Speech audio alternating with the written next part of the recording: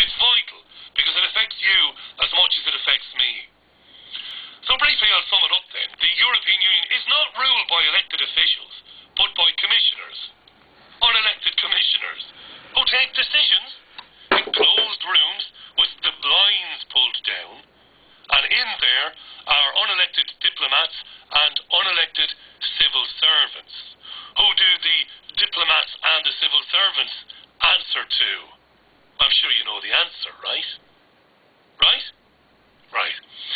Summing up again, the supreme decision-making body of the European Union is the European Council. Now that is formed by the heads of government of the EU countries. They meet in private, so you have no idea what's going on and what deals they make between them. Secrecy is their credo. All of their meetings, every one of them, the Council of Ministers meetings, which adopts, basically when the Council of Ministers meet, it is to adopt all the laws of the European Union. They meet in secret, no recording, no minutes taken, mafia. And nobody has ever said this on the BBC, on Channel 4, on Sky News. Nobody's ever written about this in The Guardian or The Independent. This is true. People cannot be allowed know about this. You might know about it because you've looked into it. Because you've heard programs like this over the years, you've done a bit of reading, you understand it. And to repeat,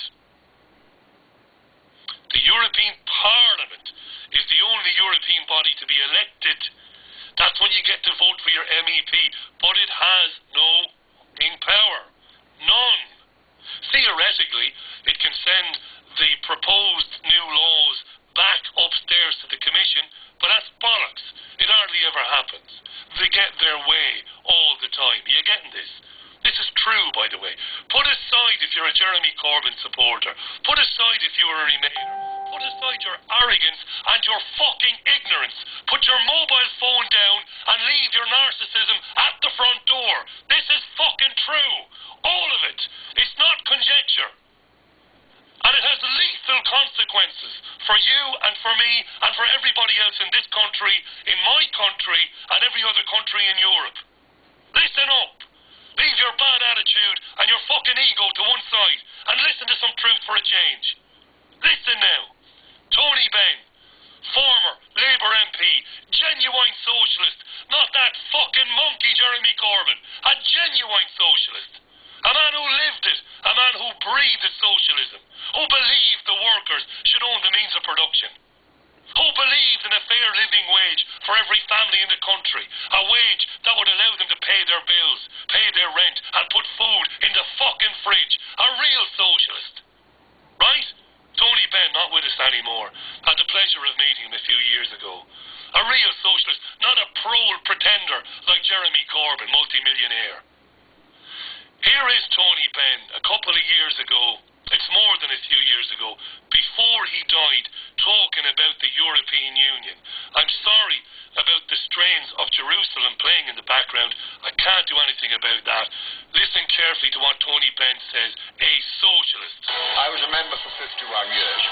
Members of Parliament are lent the powers of their constituents, and they have to return those powers undiminished at the end. It's not for members of Parliament to give away the powers that were lent to them, because they don't belong to members of Parliament. They belong to the electorate. And that is a critical matter.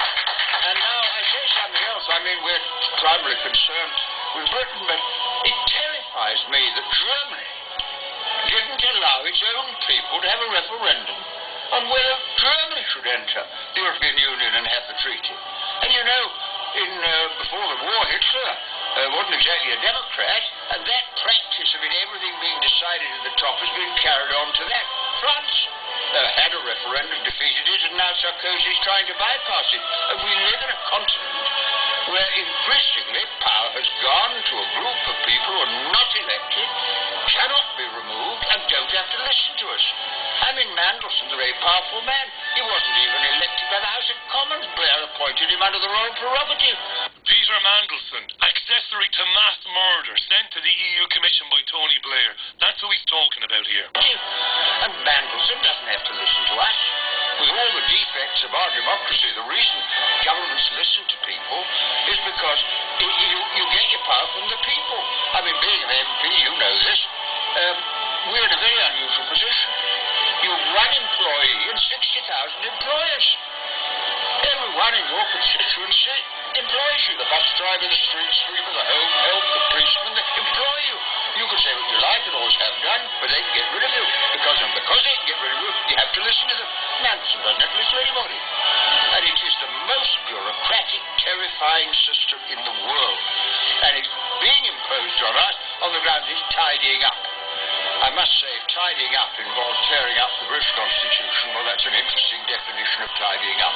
A real socialist, Tony Benn, speaking a few years ago, a couple of years before he died. There's no debate here. There's no conjecture. There's no opinion. These are stone-cold facts about what this organisation is and what it's meant to do. What does it do, to summarise? It exists, this fascist federalist superstate, to protect, number one, and to promote, number two, the interests of transnational corporations. Corporations who are really owned by the banking elite. They are all subsidiaries. Every one of them, every major multinational Fortune 500 company is owned by the financial elites of the world. They are subsidiaries.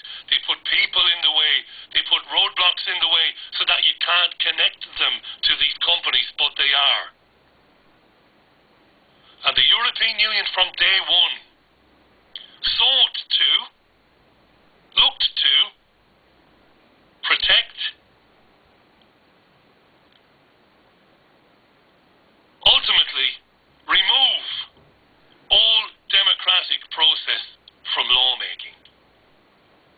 It removed, protect the financial elites, number one, and remove all democratic process from lawmaking. Why? Why? Because even if people ever did find out what's really going on, they won't be able to do anything about it. A citizen, you, me, the person sitting next to you, can't challenge any law. You have no say. You have no say, let alone any politician you elected. Or you voted for, I should say. I know this stuff by rote. I know it by heart. I've studied it for years. And I've tried in vain, despite my obvious credentials as a broadcaster, my resume, the things I've done as a journalist. I've tried to get on with the likes of James O'Brien on LBC Radio. I've practically begged the BBC for access to argue these points. I know. I can hear you. I can hear you. What's the point? Good luck with that, Richie. These are arguments not heard on national television, on national radio. And it's a massively important story. Whether you listen to this show in Australia or Timbuktu, you have 28 countries rolled into one, and the European Union wants the rest to join, and soon. It's a federalist superstate. It rules by fear and by poverty, by loaning countries hundreds of billions of pounds or dollars that those countries can never ever pay back, and then it's gotcha. You're in forever. You can't go anywhere. You can't move. You can't breathe. We'll cut off the oxygen. We'll give you a bailout, on top of a bailout, on top of a bailout. We will fuck you so fucking bad, you'll think there's an elephant standing behind you. And then what we'll do is we'll do it again. And we'll keep doing it until everything of any material worth in your country is handed over to us in exchange for your debt, which never existed to begin with. How can anyone ever argue in favour of a group of unelected gangsters deciding farming and fishery policies for the UK, environmental laws, and so on? How could you argue for that? How could you argue for a group of gangsters, 27 gangsters in Brussels, sitting around saying, well, we're going to make these rules about farming now? How could you accept that? And I could spend time now talking about how Edward Heath, satanic paedophile and child murderer, was blackmailed into taking the UK into the EEC back in 1972-73 on unbelievably unfavourable terms. That's another way this whole cartel operates. It's why you scratch your head and you wonder why certain politicians who